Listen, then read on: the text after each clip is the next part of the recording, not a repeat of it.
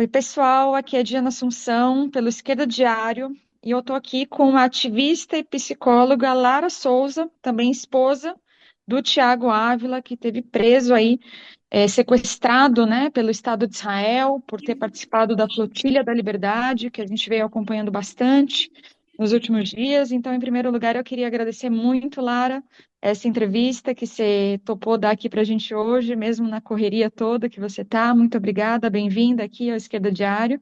Obrigada pelo convite.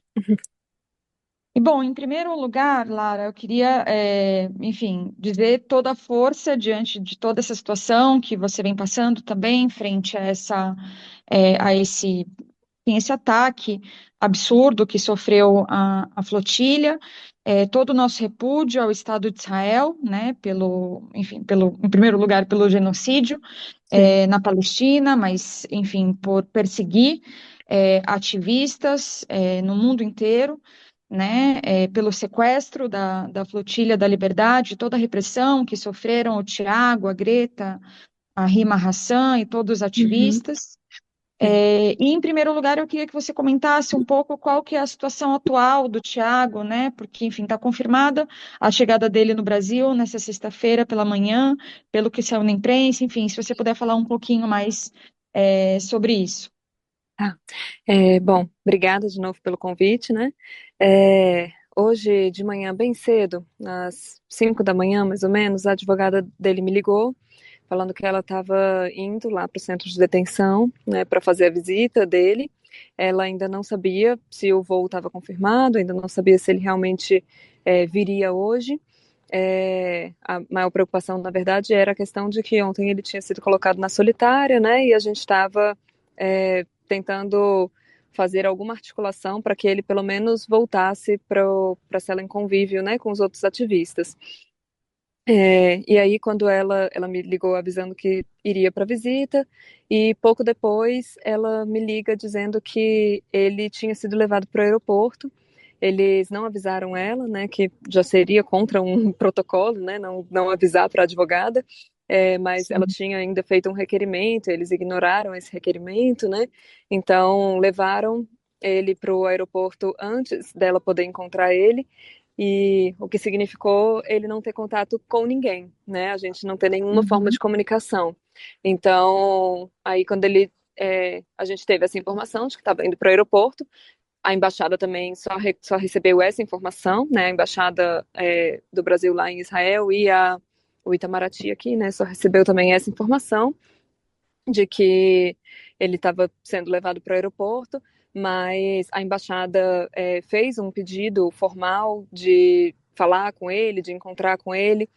Isso foi negado, né? Não permitiram que eles encontrassem pessoalmente. Eles estavam tentando pelo menos uma ligação, mas também não conseguiram, né, uma ligação.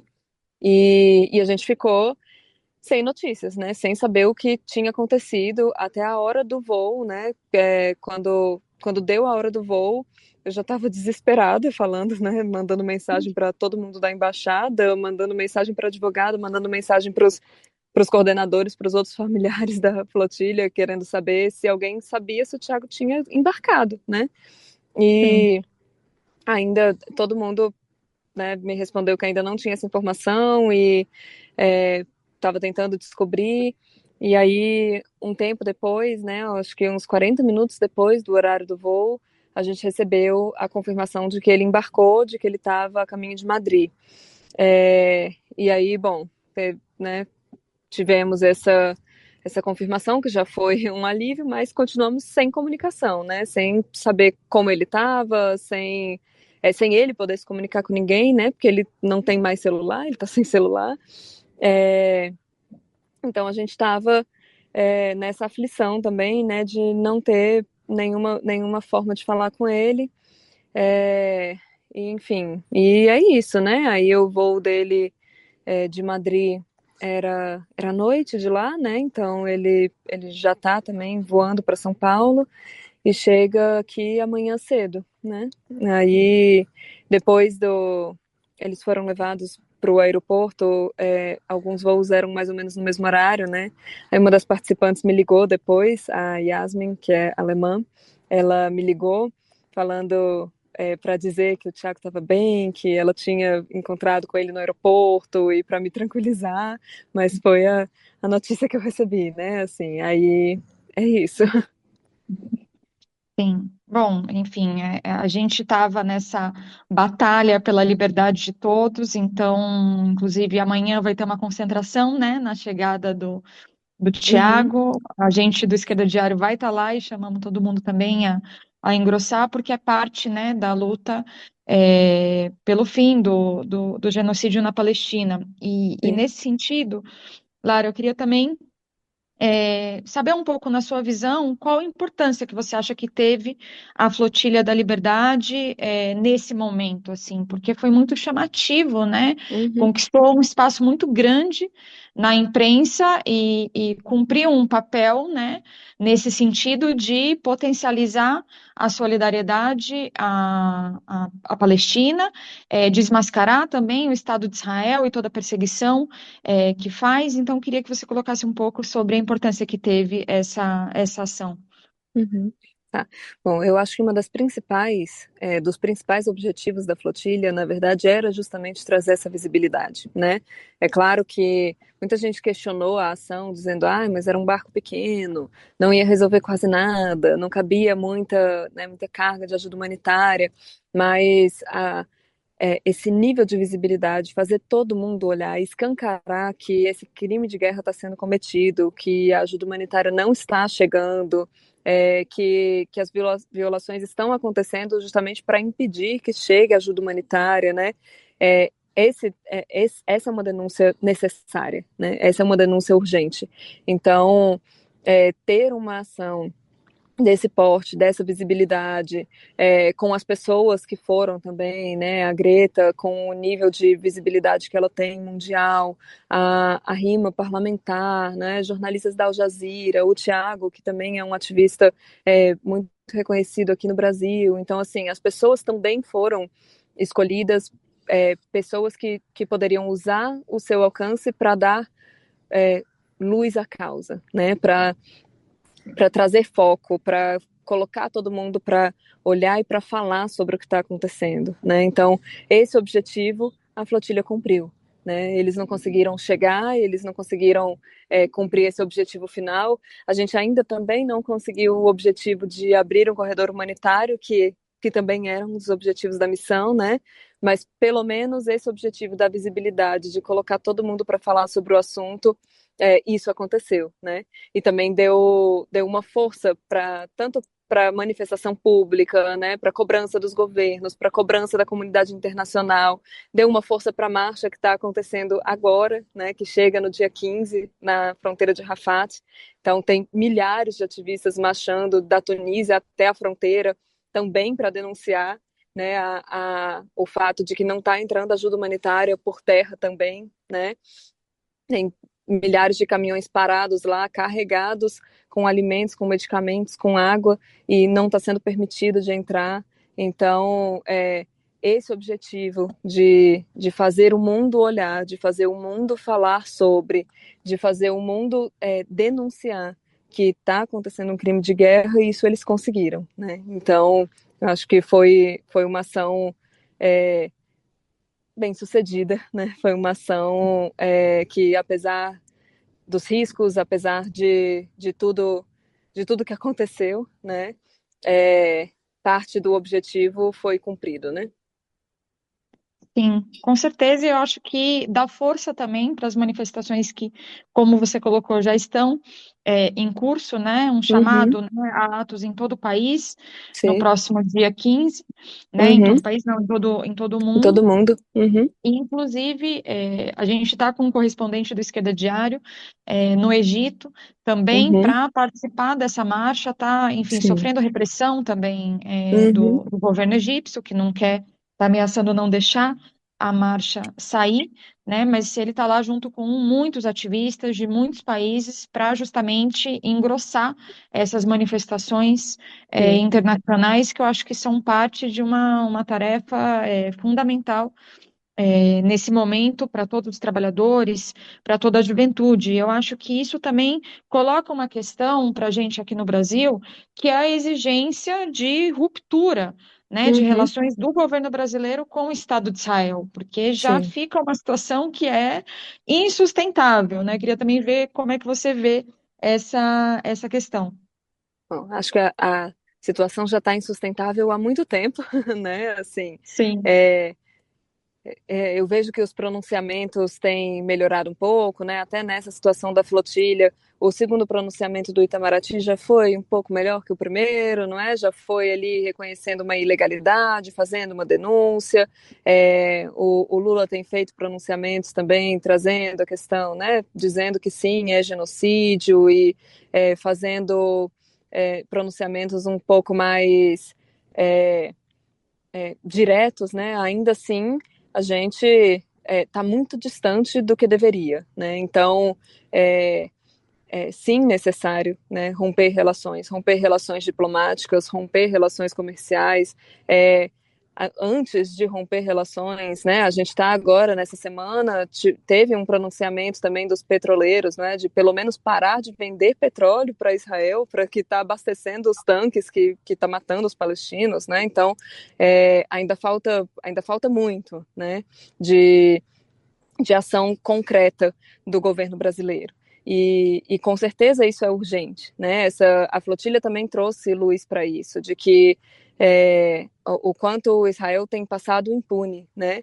No último mês, eles bombardearam o barco numa outra tentativa da flotilha em águas europeias e nada aconteceu, né? Não teve nenhuma punição por ter invadido o espaço aéreo de outro país e bombardeado um barco autorizado a navegar. Agora sequestraram em águas internacionais tudo que tem acontecido na Palestina e ainda tem gente chamando de guerra, né? E não de genocídio, não do massacre que é o que de fato acontece. É, a rima parlamentar, né? Uma parlamentar foi sequestrada e o governo não fez nada, né? O governo francês não fez nada, a União Europeia não fez nada. Então, fica também essa, essa pressão, né, essa necessidade de pressão de o quanto os outros governos vão permitir essa impunidade, né? E isso torna mais importante que o governo brasileiro tenha um posicionamento, né? O governo brasileiro fala muito sobre como sempre se posicionou a favor da Palestina, reconheceu o Estado e agora é hora de ser vanguarda nisso também, né? É hora de se juntar aos países que já estão, na verdade, nesse movimento de vanguarda, né? A gente tem aqui na América do Sul, a gente teve agora, né? Barcelona rompeu relações também, então é hora do governo brasileiro se juntar, né, a esses governos que já estão fazendo ações mais corajosas de fato, romper relações, né? Sim, eu acho que a questão justamente é que as declarações elas têm um efeito muito limitado, né, Uhum, enquanto as relações se mantêm, né? Então, sim, eu acho que, como você disse, a gravidade da situação que já está há muito tempo, ela exige uma postura bastante decidida frente a essa situação.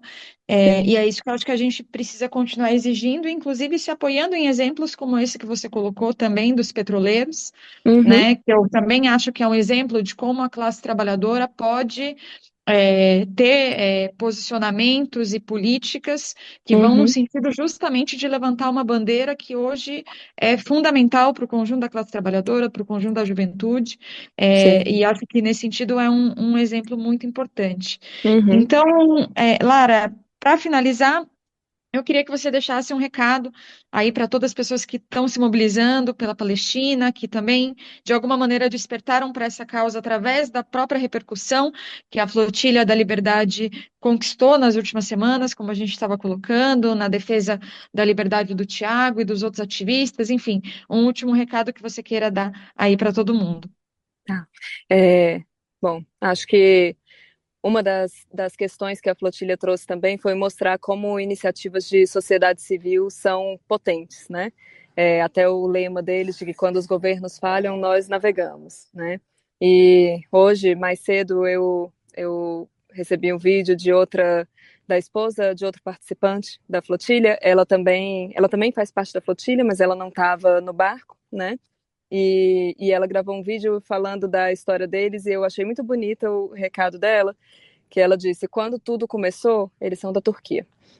Ela falou, quando tudo começou em 2023, a gente conversou e falou, e agora? Né? O que, que a gente faz? O que, que a gente faz com isso? A gente não é médico, a gente não é jornalista, a gente não é político, o que, que a gente faz? A gente não é nada para fazer isso. E ela disse para o marido dela, mas nós somos pessoas. E eu até me emocionei. Sim. E eu acho que esse é o recado, é que as pessoas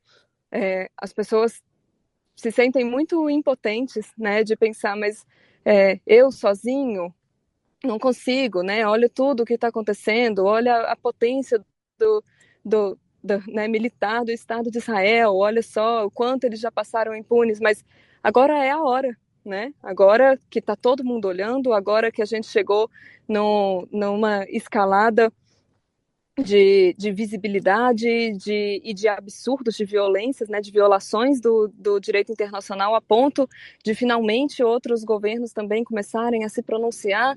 Agora é a hora da gente entender que nós somos pessoas, né? E todo mundo junto, uma movimentação conjunta, né, do povo muda muito, não é? Então, acho que esse é o recado, assim, é entender que às vezes a gente pode pensar que a gente não tem força, que a gente não consegue, mas enquanto tiver gente se mobilizando, a gente consegue fazer alguma coisa. Sim, acho que é um recado muito importante. Lara, queria agradecer muito a sua entrevista aqui hoje para o Esquerda Diário e chamar todo mundo a seguir se mobilizando nos atos no próximo dia 15 Uhum. e, enfim, lutando por uma Palestina livre e também, na nossa perspectiva, operária e socialista. Sim. Obrigada, Lara. Obrigada.